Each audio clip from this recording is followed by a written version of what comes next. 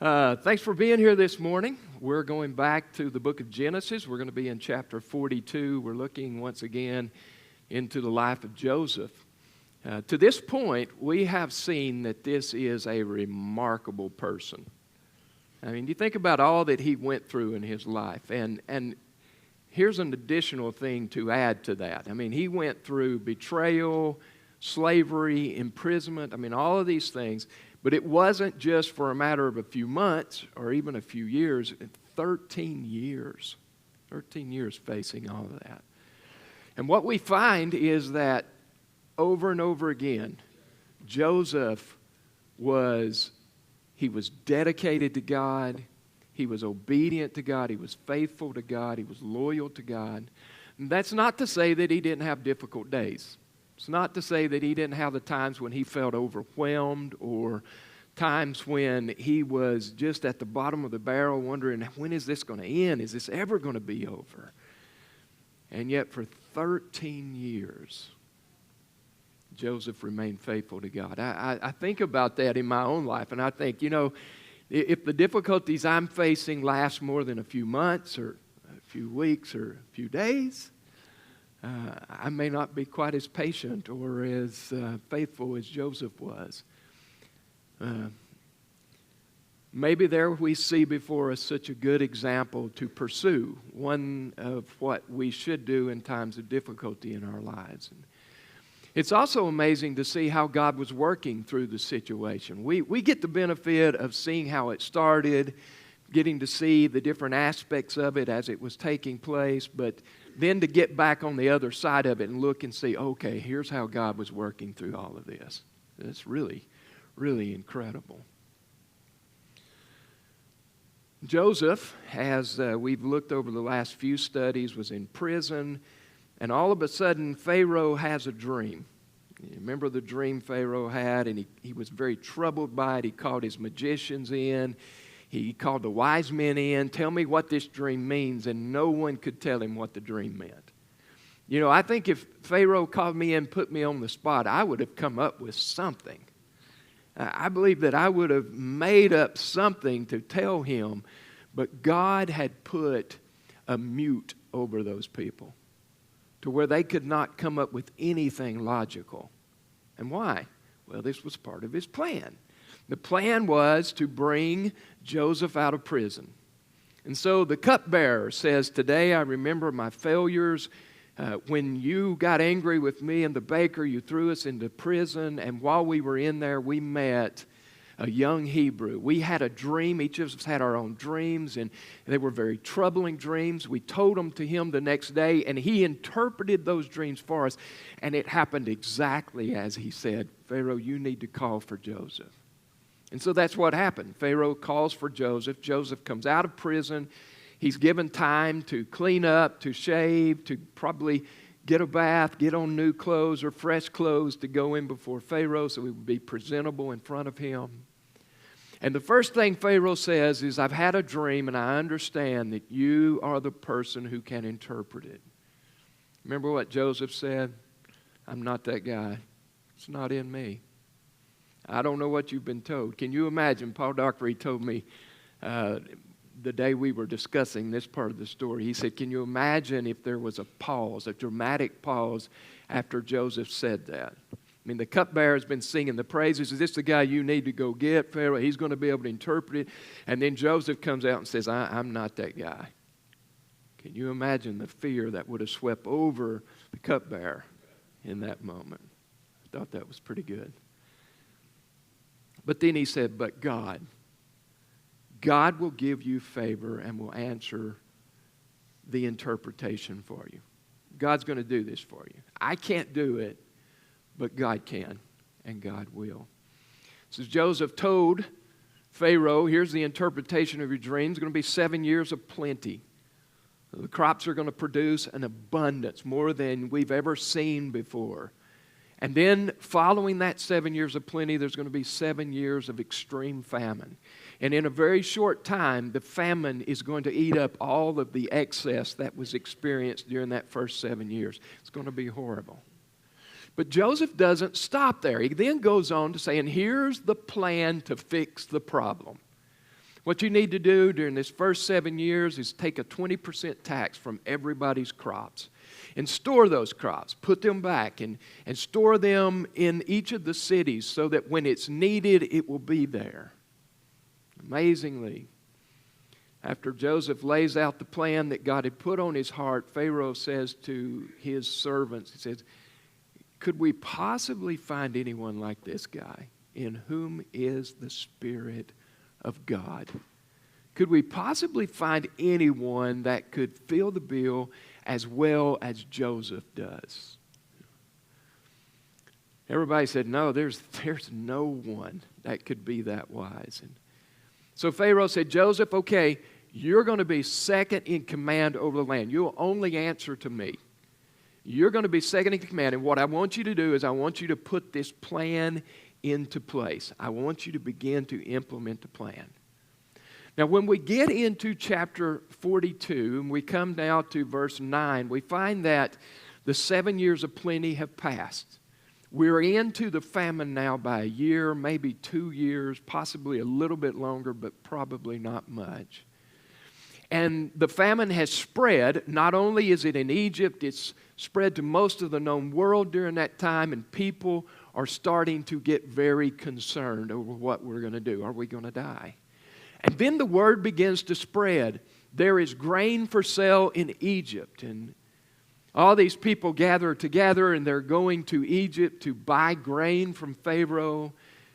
And Joseph, coincidentally or purposefully, is sitting in the very place where a group of people from Canaan, his homeland, would come in to buy grain. While sitting there, what does he see? 10 guys that are very familiar to him walking through the door. 10 guys. 10 of his brothers. And the Bible tells us that they came in before Joseph and they recognized his authority, and to gain acceptance before him, to gain an opportunity to buy grain from him, they showed great respect for him. And what did they do? The Bible says that they bowed themselves down with their faces to the ground before him.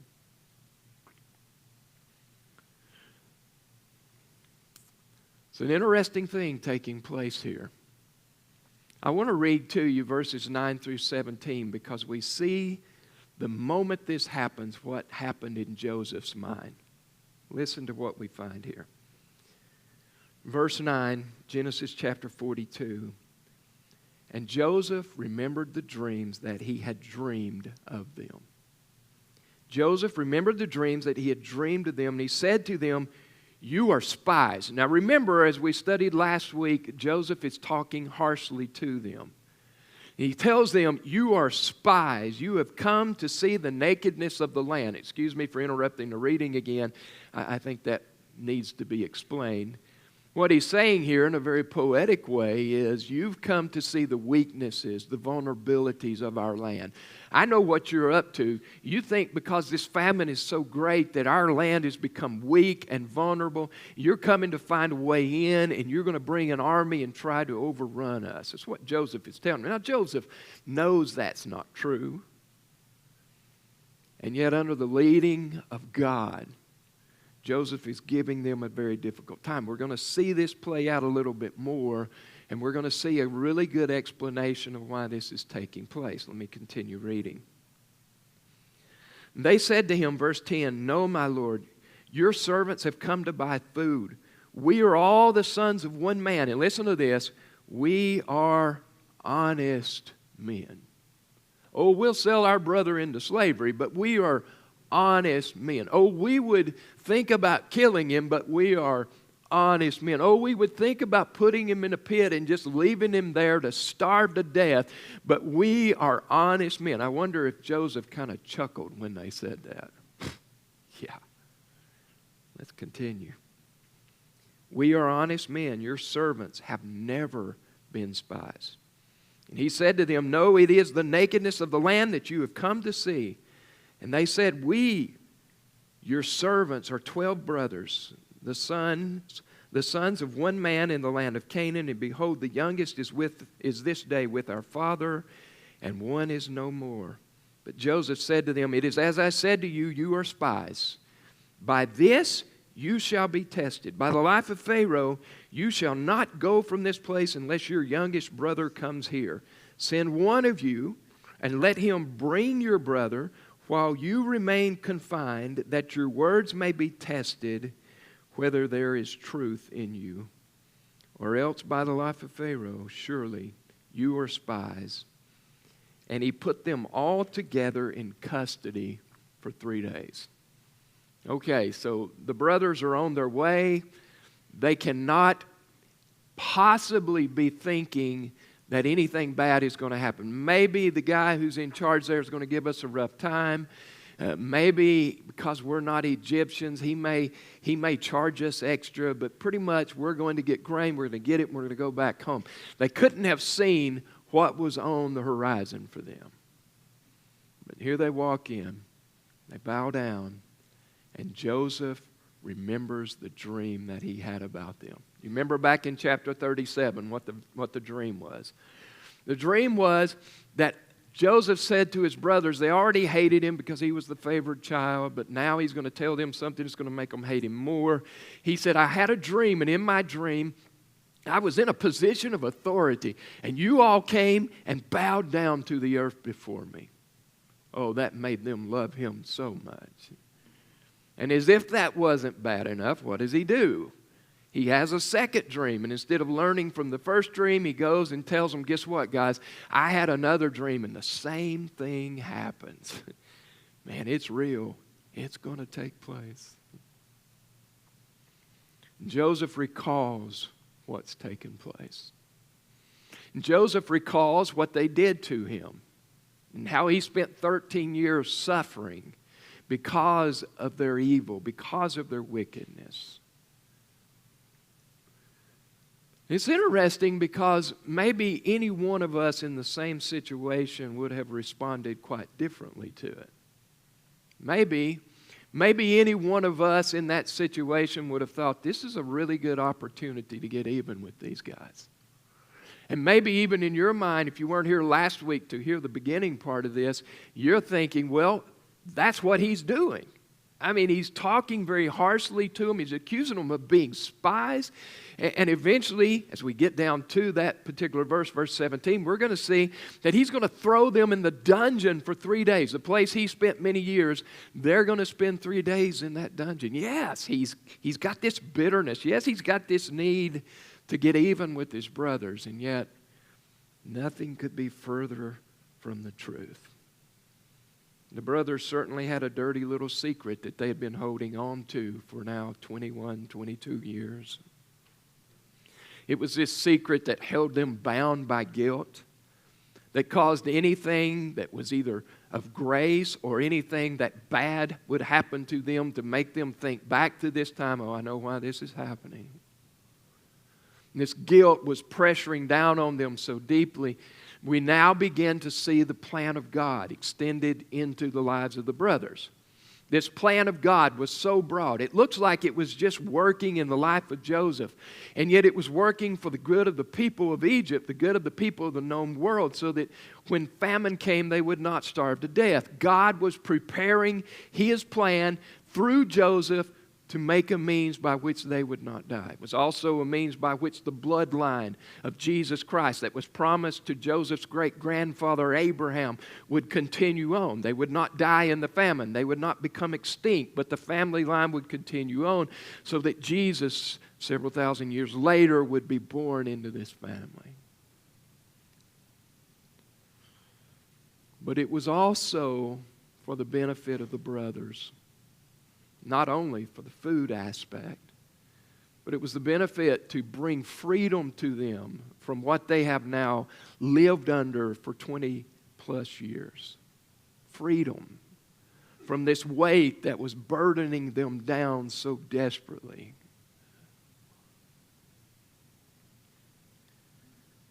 It's amazing what God can and sometimes must use to get our attention.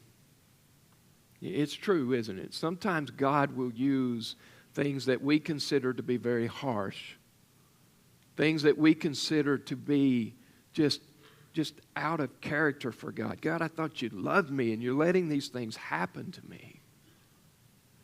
And God will use those things in order to grab our attention, to grab our hearts, to bring discipline into our lives, and to bring us back into rightness with Him. In Psalm 119, the psalmist is talking about a time of his life when he had fled from the presence of God. David, the writer here, he said he had committed adultery with Bathsheba, and after committing adultery, a baby was to be born. To cover that sin, he killed Bathsheba's husband in war. He thought he'd gotten away with it.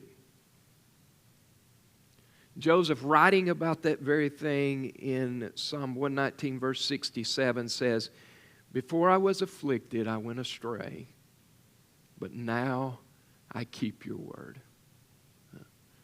Before anything happened in my life, I went my own way. I did my own thing, and then the consequences of my sin caught up with me. Then that which I had done all of a sudden came back to roost, and those crops that I had planted began to grow, and my life became very difficult. If you've ever studied that time in David's life, you know that it was horrible. It was horrific. David concluded that thought by saying, "But after that time, now I do your word. Now I pursue after you." One of the things God does in difficult times is to get our attention to say, "I desperately need God." To get our attention to say, I don't ever want to go do that again. I've lived that life. I've seen the consequences of it, and I don't ever want to do that again. God will use some very difficult circumstances to get our attention sometimes. The brothers, in explaining who they were, said, one of our brothers is back with our dad. Remember, that's Benjamin. Benjamin was Joseph's full brother. There's 4 moms included in this cycle. And Jacob is the only father, but 4 moms. Joseph and Benjamin were born to Rachel, who died giving birth to Benjamin.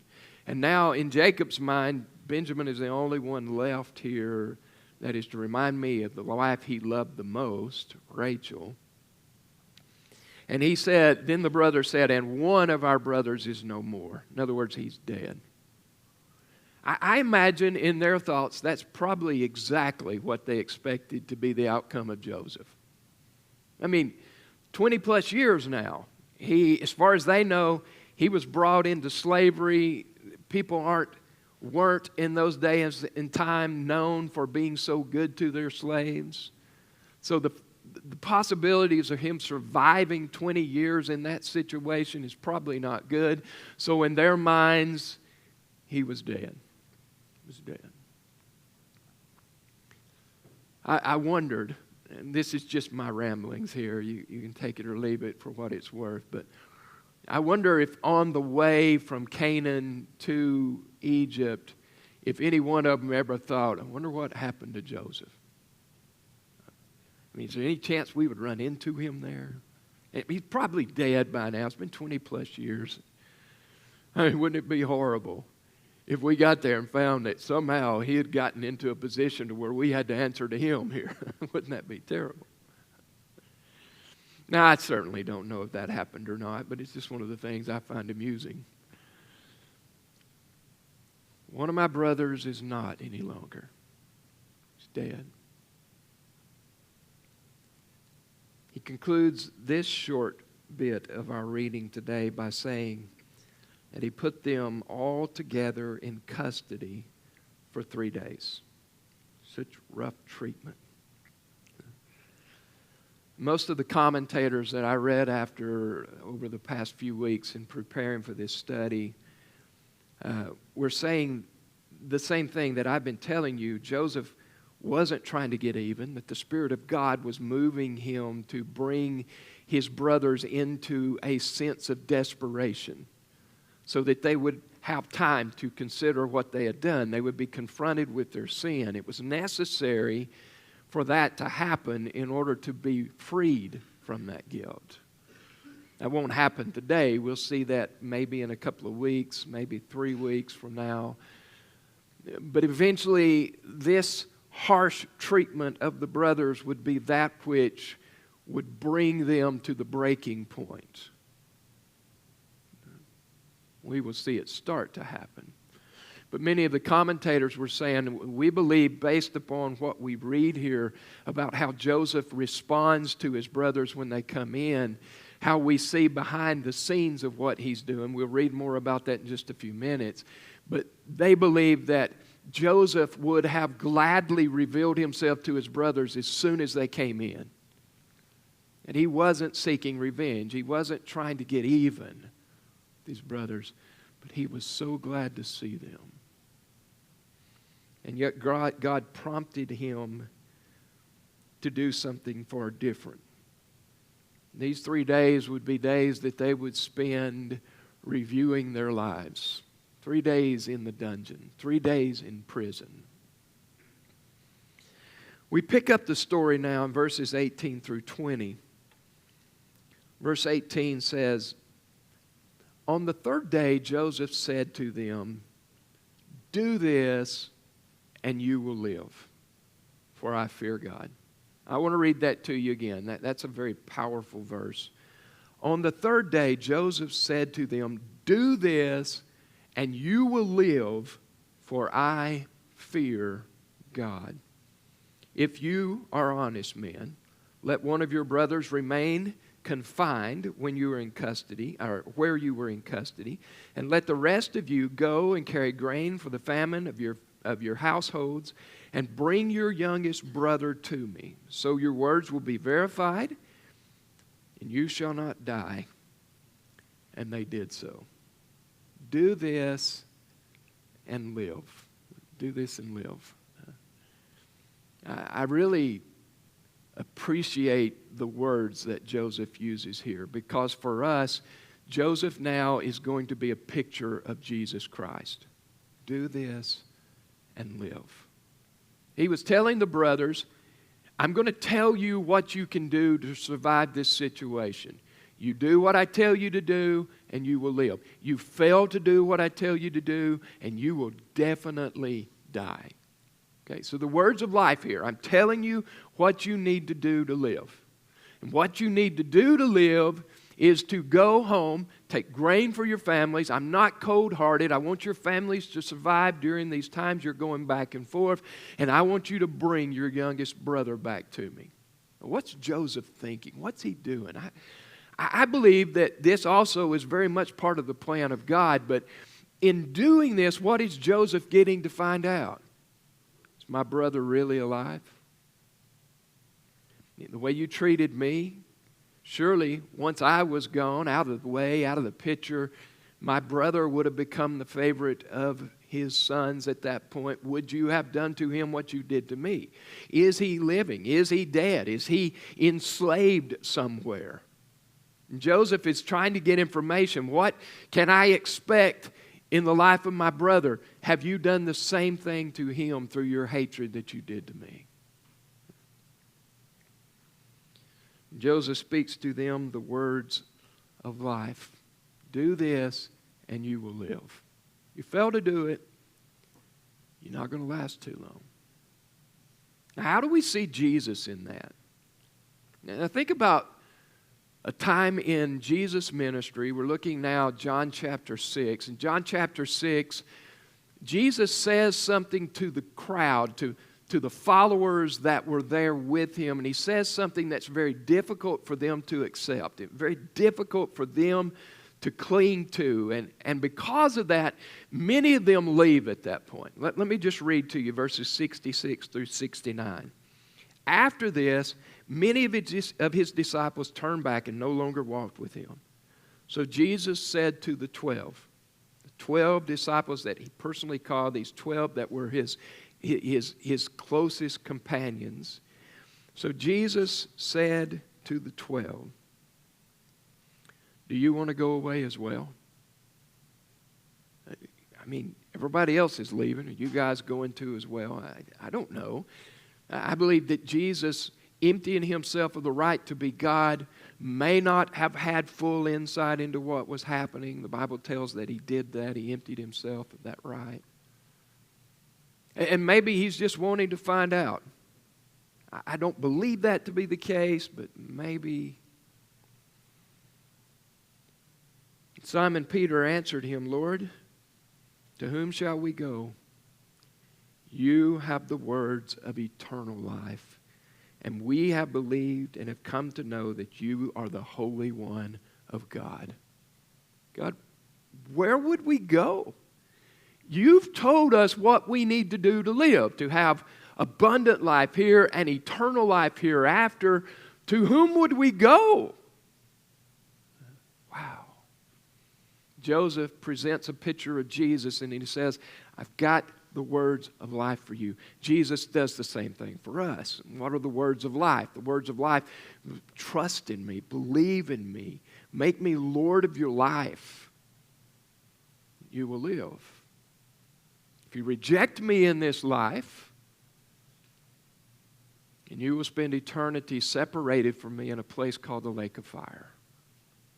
I mean, it's very clear cut. For Joseph, it's clear cut. For Jesus, it's clear cut. Here's what you do to live. There's no other way. There's no other options. There's no other alternatives. This is what you do to live.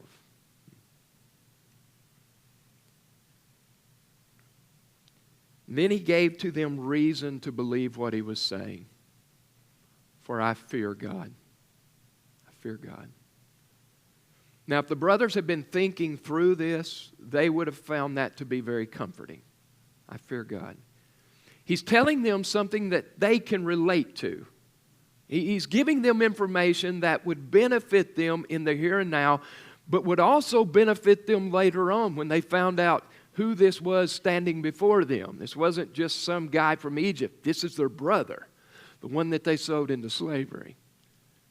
And Joseph is telling them, I fear God. I'm giving you the words of life. I'm not just going to take you out and execute you. It's my right to do that as the leader of this country. But I'm not just going to do that. I'm going to give you an opportunity to verify your story. You do what I tell you, and you live. You fail to do what I tell you, and you die. Plain and simple. Why? Because I fear God. Fear God. I trust God to the extent to know that there's a plan here. And I'm not going to bypass his plan. So if you are honest men, he tells them, if you are honest men, there's a whole lot packed into that, I believe. If you are honest men, you say you are, but if you really are, if something has changed in your life over the last 21, 22 years, and you now are really honest men, you don't have hatred and evil residing in your soul, if you really are honest men, then you're going to do what I tell you to do.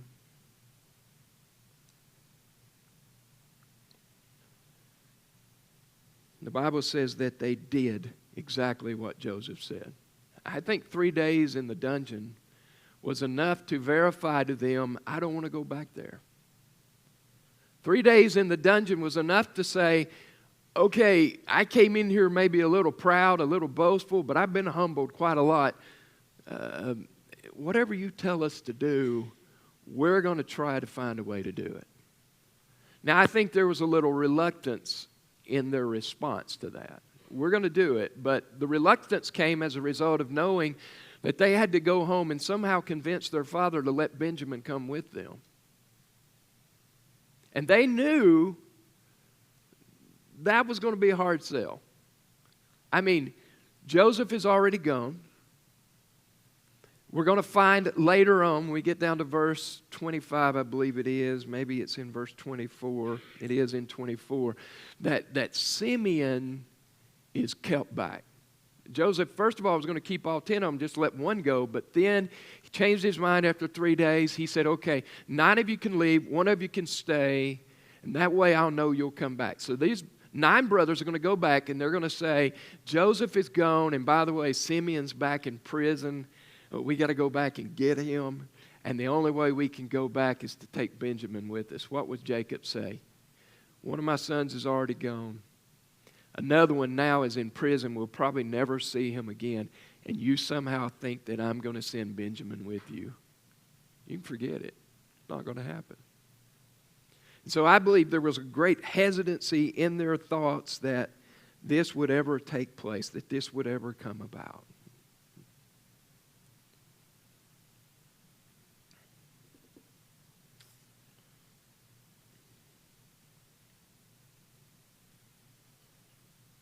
I'm hesitating because I'm not sure that I want to try to get into the next section.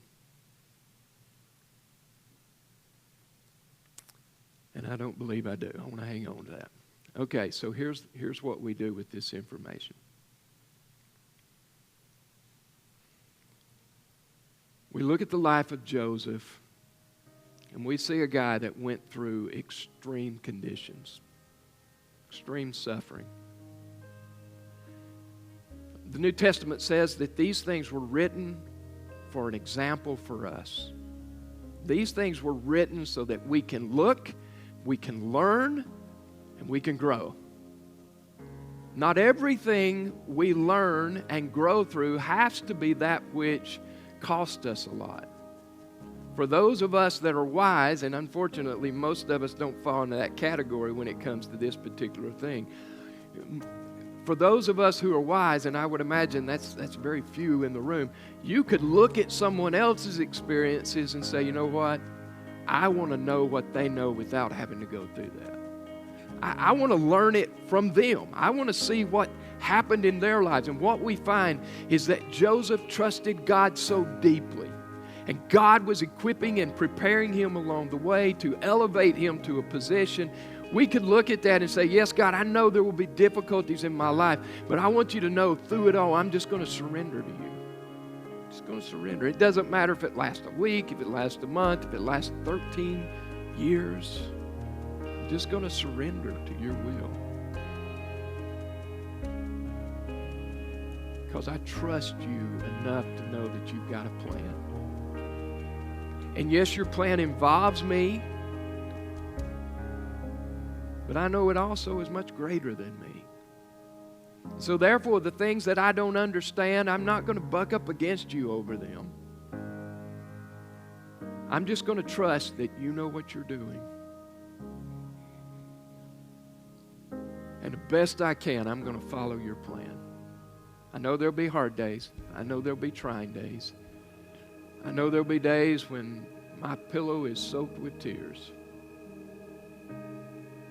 But God, I trust you deeply enough to know that you're up to something.